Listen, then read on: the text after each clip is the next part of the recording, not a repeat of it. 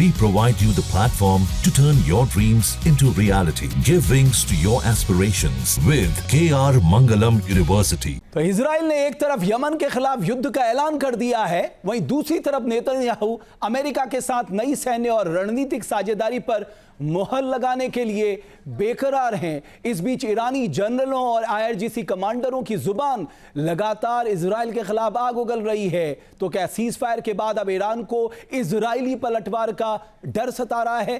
क्या ईरान को इस बात का डर है कि कहीं अमेरिका और इजराइल तेहरान में तख्ता पलट ना कर दें? खौफ इस बात का भी है कि कहीं यहूदी देश अब खुलकर ऑपरेशन खामनेई को एक्टिवेट ना कर दे।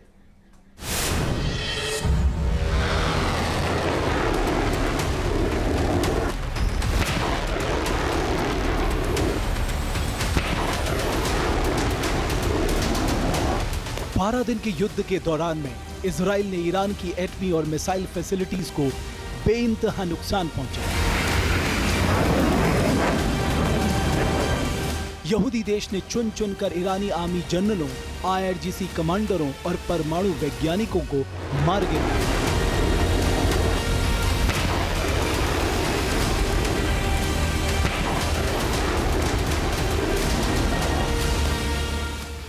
बारह दिन के इस युद्ध को इजराइल ने ऑपरेशन राइजिंग लाइन का नाम दिया था।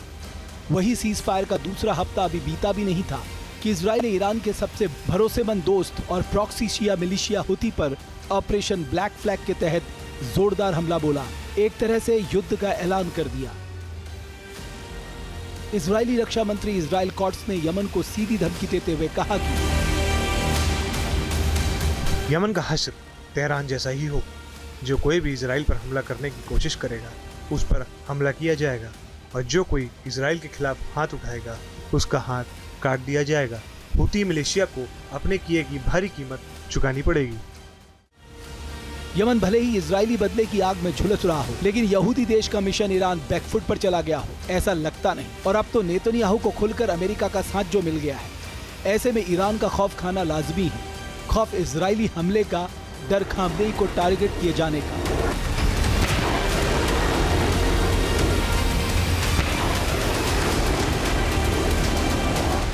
ईरान के मुल्ला रजीम की पहली और आखिरी कोशिश है खामनेई की किसी भी तरह से हिफाजत हो, क्योंकि अगर खामनेई के पांव उखड़े तो मुमकिन है कि 1979 के इस्लामिक क्रांति की नींव हिल जाए। वहीं इजराइल और अमेरिका की लगातार कोशिश है कि किसी भी तरह खामनेई का तख्ता पलट दिया जाए।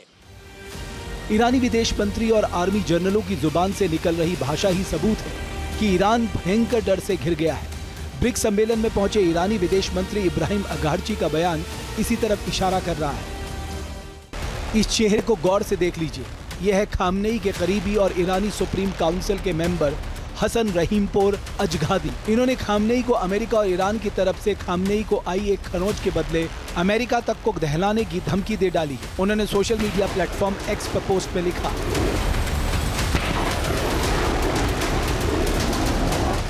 ये सदी की सबसे बड़ी गलती होगी और खुद को खत्म करने की कोशिश होगी।